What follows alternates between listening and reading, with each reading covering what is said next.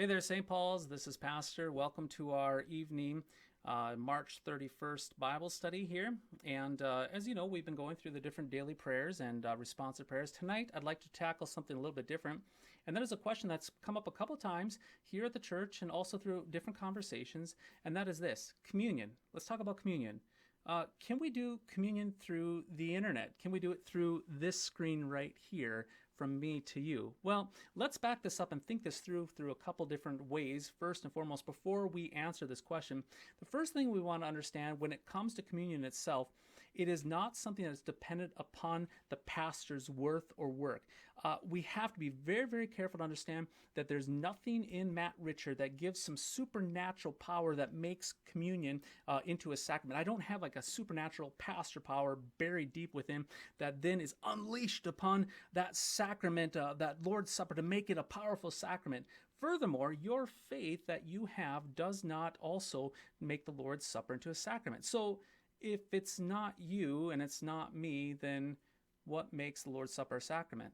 Well, it's quite simply this: Jesus instituted and he also commanded it. So Jesus instituted this Lord's Supper and he commanded us to do this in remembrance. As we are doing it, it is a time for us to remember and to receive the gifts that the Lord has for us, namely this grace and the strengthening of our faith. So if it's something that is instituted by Jesus and done by Christ and commanded by Christ, how are we to do it? Well, it's very important to understand here at St. Paul's, we have our altar, and what happens with the elements, we put the elements out on the altar, and each and every Sunday, the elements that are not being used, not being consecrated, they're set off to the side. We have a square on our altar, which is, in many churches, is called a corporal, and that square is where where that bread and that wine will be consecrated with the words of Christ. Now, what happens is at that altar, the pastor, such as myself, I actually face the altar, and when it comes time for the bread, I actually will put my hands on the plate for the bread, and I will say those words, "This is my body," which this right here, this bread right here on this corporal, on this plate, is my body. And when it comes time for that wine, I will put my hand and touch the tray and also the chalice, and I will speak not my words, not your words, but Christ's words. "This is my blood." And so those words are being directed, and the pastor does this to demonstrate to you that he is saying that this bread right here and this blood right here is Christ's body and blood for you. It indeed is for you. So what that means is that when the sound system at St. Paul's, as you know, goes into our fellowship hall, that those words of institution are not being applied to that bread right over here in the fellowship hall. It's not like the bread is up in the fellowship hall here and it receives that word through the PA system, and then all of a sudden that bread in the fellowship hall becomes Christ's body. We'd say, no, that's ridiculous, because it's not the this. It's not a part of the this that's being addressed. And the this that is being addressed is this bread right here on the corporal. This bread and this wine right here that the pastor is speaking to and touching. This is what is being consecrated for us, so that we might receive God's grace and His what? His mercy and the strengthening of our faith from Him.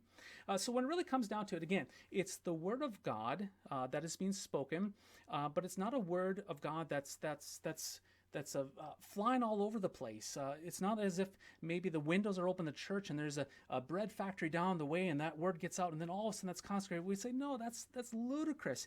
It's that bread and that wine that the pastor is addressing and speaking within that context of that church service, on that altar, on that corporal. That is the bread there and the wine. So it becomes very problematic when the pastor says those words and he says it through a screen like this, and then it goes through the internet and it comes out on the other side.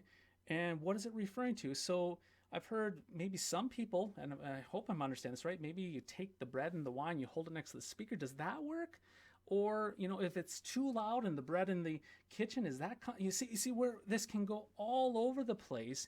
So some churches are even then going this route of having the laity repeating the words, and then the laity says those words to that bread and that wine. But then this opens up another problem, and that is this, is that the laity then are then functioning in that role of pastor, consecrating the elements for themselves. And as we know from First Corinthians chapter 4, Paul says that pastors are called to be servants of Christ and also stewards of the mysteries, which is the word and sacrament, the mysteries of God for the church. The pastor has a dual office of being a servant to the Lord and also a servant to that flock. And how is he that servant to the flock? He is a steward. He's not an owner. He's not somebody who possesses these. And he's a steward. That's a manager, a foot soldier, someone who faithfully ministers that word and sacraments to his flock, which is very, very difficult to do when we have that other way of thinking of it, going through the internet and going far and wide. It just unravels the whole thing where you have potentially laity taking on that role. Then you have two offices and two different stewards of those mysteries and so forth. And it just adds a lot of doubt, a lot of confusion. So what do we come back to? We will stick, by God's grace, with communion here at St. Paul's, 10 o'clock to 3 o'clock, Tuesday through Thursday. We will do that, Lord willing, as long as we can, while respecting where the things are going at here in Minot, understanding that different parts of the state, different parts of America are being affected in different ways with COVID-19. And when that time comes where we probably might not be able to have communion, well, then we rely upon our baptisms, making that sign of the cross, remembering we are among the baptized, hearing his word and hearing it often, and oftentimes hearing it through this screen here, reading it in devotions, receiving it for ourselves. And the Lord will sustain us. He absolutely will sustain us. And there may perhaps be, if there's a fasting that is imposed on top of us through these circumstances, it may perhaps be a good time for us to contemplate the gift of the sacrament, what it is for us, and to long for it, and to thank the Lord for all the years that we've had it without being interrupted at all. And so this, in a sense, is also good as well, as affliction can drive us deeper to Christ and his word, making us ever that much more reliant. So there you have it. I hope that helps you guys. We will continue to visit with you guys. We'll check in with you tomorrow at noon here at St. Paul's Facebook page, and we'll continue on. Lord bless and keep you.